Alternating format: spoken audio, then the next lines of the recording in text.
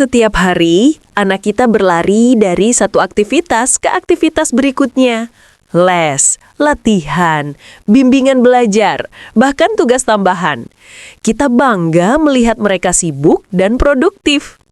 Tapi, pernahkah ayah bunda memperhatikan mata anak yang terlihat lelah, meski mereka tidak mengeluh, berusaha memenuhi ekspektasi kita, sambil diam-diam menahan letihnya hati? Bagaimana kalau di balik semua itu ada bahaya tersembunyi yang perlahan merampas kegembiraan, kreativitas, bahkan kesehatan emosional mereka tanpa kita sadari? Hari ini kita bongkar bahaya yang sering luput dari perhatian orang tua. Assalamualaikum warahmatullahi wabarakatuh. Halo ayah bunda, selamat datang kembali di channel Bijak Anak ini. Terima kasih sudah meluangkan waktu untuk belajar bersama tentang hal-hal penting yang sering luput dalam perjalanan kita sebagai orang tua. Di channel ini, kita saling menguatkan, berbagi wawasan, dan berusaha memahami dunia anak dengan lebih bijak. Sebelum kita masuk lebih dalam, jangan lupa untuk subscribe, like, dan nyalakan notifikasi supaya kamu tidak ketinggalan konten berharga berikutnya. Di balik semua kesibukan yang kita anggap bagus untuk masa depan anak, ada satu fakta yang jarang disadari. Anak-anak zaman sekarang hidup dengan jadwal yang jauh lebih padat dibanding generasi sebelumnya. Bahkan beberapa penelitian menyebutkan bahwa tingkat kesibukan mereka bisa mencapai 10 kali lipat lebih tinggi daripada anak-anak tahun 90-an. Coba bayangkan sebentar. Dulu, setelah pulang sekolah, anak-anak bebas bermain, berlari di halaman, mengejar kupu-kupu, atau sekadar duduk menggambar tanpa tekanan.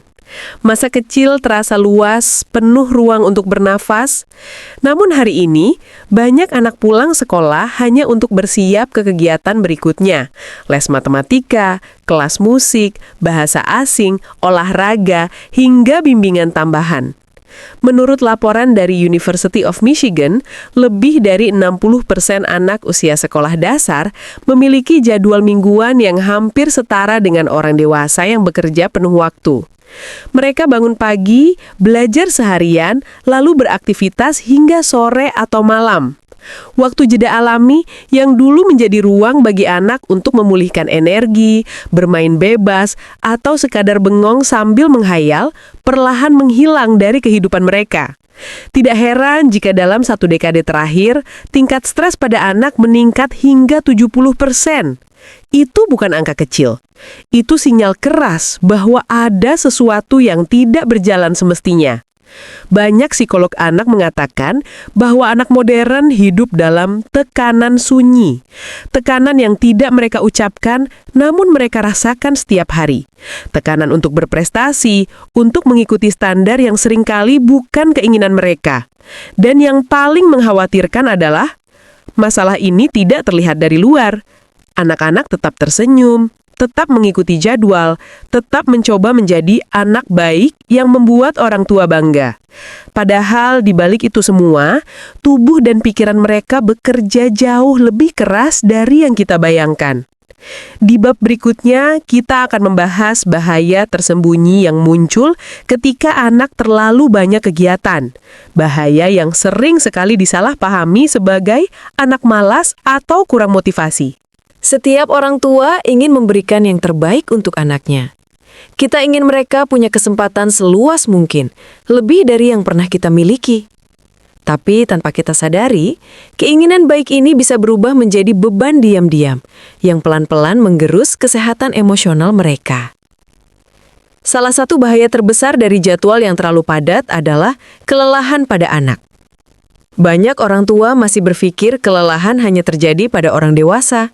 Pekerja kantor, mahasiswa, atau orang yang menghadapi tekanan hidup. Padahal, penelitian dari American Psychological Association menunjukkan bahwa anak-anak pun bisa mengalami kelelahan, bahkan lebih cepat, karena sistem emosi mereka masih berkembang. Kelelahan pada anak tidak selalu terlihat jelas, tidak selalu berupa tangisan atau pemberontakan. Seringkali bentuknya halus. Anak yang dulu ceria, tiba-tiba mudah marah. sulit fokus, kehilangan minat pada kegiatan yang dulu membuat mereka tersenyum. Ada anak yang mulai sering mengeluh sakit perut, sakit kepala, atau cepat lelah. Gejala fisik yang sering kita sepelekan. Dan yang paling sedih adalah, banyak orang tua keliru menafsirkannya. Ketika anak mulai menolak pergi les, kita berpikir mereka malas. Ketika mereka tampak menghindari dari tugas tambahan, kita mengira mereka tidak punya motivasi. Padahal, hati kecil mereka sedang berteriak meminta waktu untuk bernafas. Bukan hanya kelelahan, ada bahaya lain yang lebih halus, namun lebih merusak. Anak beresiko kehilangan kegembiraan dan kreativitas. Ketika waktu mereka selalu diatur, ruang untuk bermain bebas, sumber kreativitas alami, menghilang. Anak tidak sempat mengeksplorasi dunia dengan cara mereka sendiri. Tidak ada ruang untuk rasa penasaran berkembang secara alami. Merampas imajinasi dan kemampuan memecahkan masalah. Imajinasi tumbuh ketika anak punya waktu kosong, waktu yang tidak diatur, tidak disuruh, tidak diarahkan. Ketika jadwal mereka terlalu penuh, mereka kehilangan kesempatan penting untuk mengembangkan regulasi emosi, empati, fokus, dan kemampuan mengambil keputusan secara alami.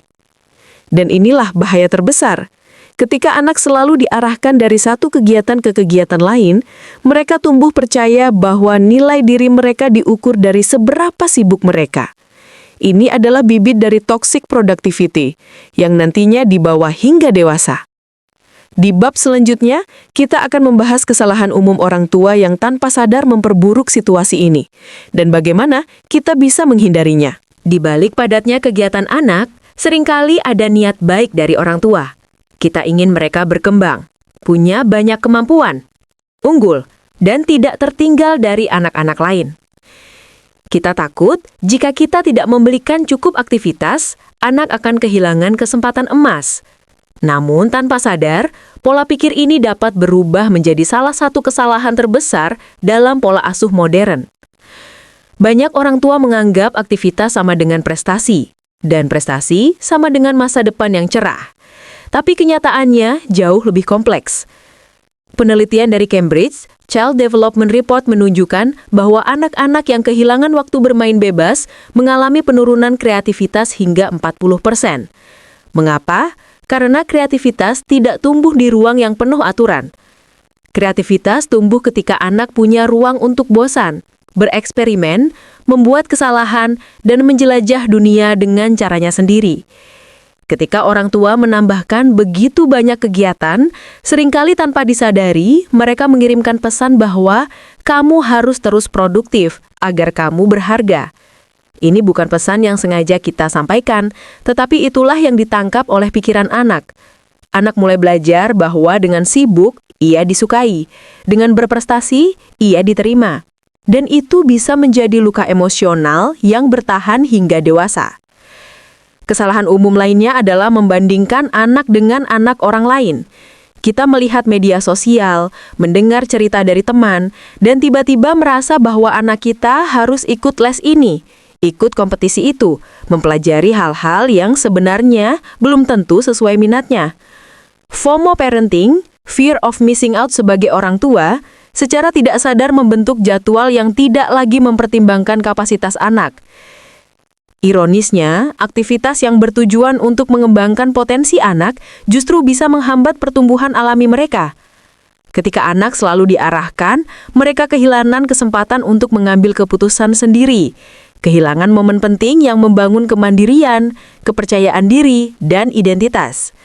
Anak yang selalu mengikuti jadwal yang dibuat orang lain mungkin tumbuh menjadi remaja yang bingung menentukan keinginannya sendiri.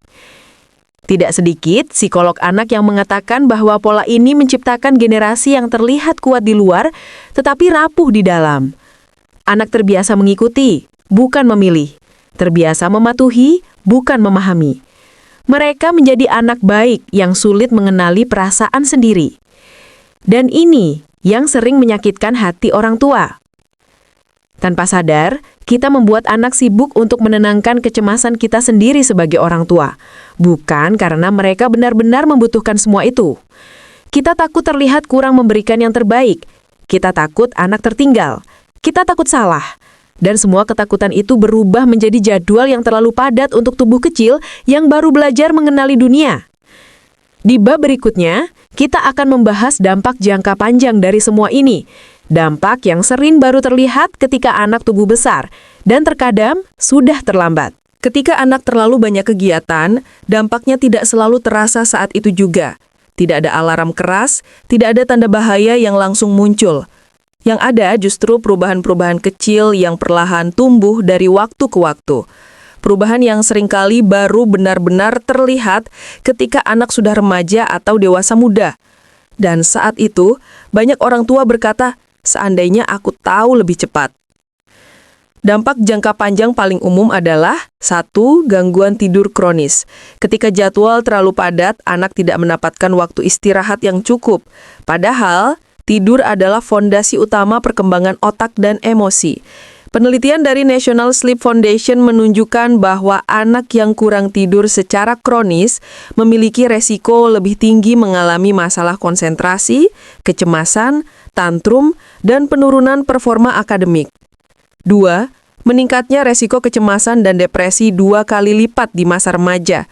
Banyak psikolog anak menyebut fenomena ini sebagai tekanan yang diwariskan. Anak tumbuh dengan pola pikir bahwa ia harus selalu produktif, harus selalu menghasilkan sesuatu, harus selalu memenuhi ekspektasi. Tekanan ini berakar dari masa kecil yang tidak pernah diberi jeda. 3. Krisis identitas. Anak yang jadwalnya selalu diatur cenderung tumbuh menjadi remaja yang tidak tahu apa yang mereka inginkan. Mereka bingung membedakan keinginan diri sendiri dengan harapan orang lain. Ketika kita selalu menentukan apa yang harus mereka lakukan, mereka tidak belajar memilih. Dan tanpa kemampuan memilih, identitas menjadi rapuh. 4. Sistem imun bisa melemah, hormon stres meningkat, dan muncul gejala fisik seperti sering pusing, nyeri otot, atau sakit perut. Banyak dokter anak menyebutnya sebagai psikosomatis akibat tekanan berlebih. Tubuh berbicara ketika hati tidak mampu. 5. Kehilangan masa kecil. Dan inilah yang paling menyentuh hati. Banyak mantan anak berprestasi mengaku bahwa mereka kehilangan masa kecilnya. Mereka tampil kuat, disiplin, dan produktif, tetapi membawa kekosongan emosional. Mereka tidak tahu bagaimana bermain, bagaimana menikmati waktu luang, atau bagaimana merasa cukup tanpa harus berprestasi. Semua ini bukan untuk menyalahkan orang tua. Kita melakukan yang terbaik dengan pengetahuan yang kita punya. Namun sekarang, dengan pemahaman yang lebih dalam, kita punya kesempatan untuk memperbaiki ritme kehidupan anak kita dan memberi mereka ruang untuk menjadi anak-anak. Di bab 5 nanti, kita akan membahas solusi realistis dan sederhana yang bisa membantu orang tua menyeimbangkan kegiatan anak tanpa rasa bersalah dan tanpa tekanan berlebih. Setelah memahami berbagai bahaya dan dampak jangka panjang dari jadwal anak yang terlalu padat, pertanyaan besar pun muncul. Apa yang bisa kita lakukan sebagai orang tua? Kabar baiknya, solusi tidak harus rumit. Tidak perlu menghapus semua kegiatan, tidak perlu menghentikan mimpi atau potensi anak. Yang dibutuhkan hanyalah keseimbangan, ritme yang lebih manusiawi bagi anak yang sedang tumbuh. 1. Jatahkan 1-2 hari tanpa kegiatan. Di tengah hiruk-pikuk aktivitas, anak membutuhkan ruang kosong, ruang untuk bernafas, ruang untuk tidak melakukan apapun. Inilah saat di mana kreativitas mereka bekerja, imajinasi berkembang, dan emosi diproses. Psikolog perkembangan setuju bahwa waktu tanpa struktur sama pentingnya dengan kegiatan akademik. Ketika anak punya 1-2 hari bebas setiap minggu, tingkat stres mereka turun secara signifikan, fokus membaik, dan hubungan dengan orang tua menjadi lebih hangat. 2. Libatkan anak dalam memilih kegiatan. Seringkali, jadwal yang padat muncul dari niat baik, namun bukan pilihan anak. Dengan melibatkan anak dalam proses memilih, mereka belajar mengungkapkan keinginan, memahami batas diri, dan bertanggung jawab atas pilihannya. Anak yang diberi suara dalam hidupnya tumbuh dengan kepercayaan diri yang lebih sehat dan rasa kontrol diri yang lebih kuat. 3. Fokus pada keseimbangan, bukan sekedar prestasi. Prestasi itu bagus, tetapi tidak boleh mengorbankan kesehatan mental. Anak yang sehat emosinya akan lebih mudah belajar, lebih kreatif, dan lebih fleksibel menghadapi tantangan hidup. Orang tua yang menempatkan keseimbangan sebagai prioritas mengajarkan nilai penting bahwa hidup bukan hanya tentang hasil, tetapi tentang proses dan kebahagiaan. 4. Lindungi tidur dan waktu istirahat. Poin tambahan yang kamu minta. Ini sangat penting, bahkan bisa dibilang fondasi dari semua solusi. Banyak anak yang kehilangan jam tidur karena aktivitas malam, tugas tambahan, atau perjalanan ke berbagai les. Padahal menurut National Sleep Foundation, tidur adalah kunci pertumbuhan fisik, kestabilan emosi, dan kemampuan belajar. Anak membutuhkan 9-11 jam tidur tergantung usia. Jika jadwal membuat mereka tidur lebih larut atau bangun lebih cepat, itu tanda bahaya yang harus segera diperbaiki. Ketika tidur terlindungi, anak lebih bahagia, lebih fokus, lebih sehat, dan lebih stabil secara emosional. 5. Ajarkan anak menikmati waktu luang. Ini sering terlupakan. Banyak anak yang tumbuh dalam pola serba terstruktur, sehingga mereka bingung ketika diberi waktu kosong. Mereka merasa harus melakukan sesuatu. Ajari mereka bahwa tidak apa-apa untuk duduk diam, menggambar, main tanah, membaca komik, atau hanya berhayal. Waktu luang adalah bagian penting dari masa kecil dan juga masa depan mereka.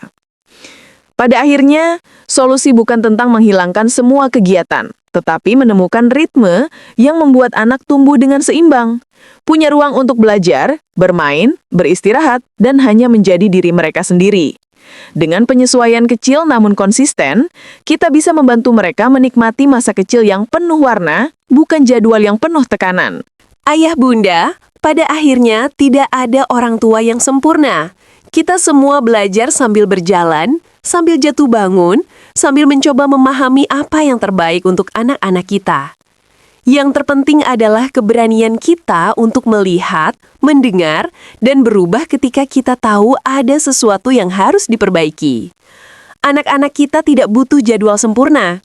Mereka butuh kita. Hadir, mendengarkan, dan memberi ruang bagi mereka untuk tumbuh dengan bahagia, bukan terbebani. Dengan memberi mereka waktu untuk beristirahat, bermain, dan menemukan diri sendiri, kita sedang memberikan hadiah terbaik yang bisa mereka bawa hingga dewasa. Keseimbangan, kesehatan emosi, dan masa kecil yang indah untuk dikenang. Kalau video ini membuka wawasan baru untukmu, jangan lupa subscribe, like, dan bagikan kepada orang tua lainnya. Dukunganmu membantu channel ini terus berkembang dan menghadirkan konten bermanfaat setiap minggu. Terima kasih sudah menonton sampai akhir. Sampai jumpa di video berikutnya, parents. Tetap jaga anak-anak kita dan jaga hati kita juga.